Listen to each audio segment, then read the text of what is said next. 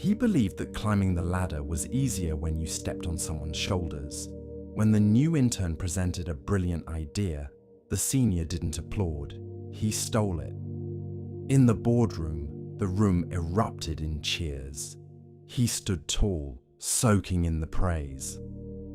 Behind the glass door, the intern watched his stolen dream in silence.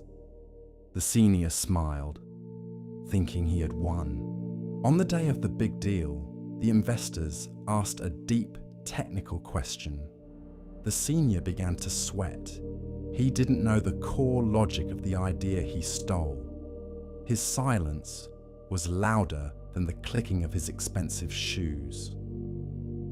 You can run in someone else's shoe, but you cannot win the mountain. Respect is earned, not looted.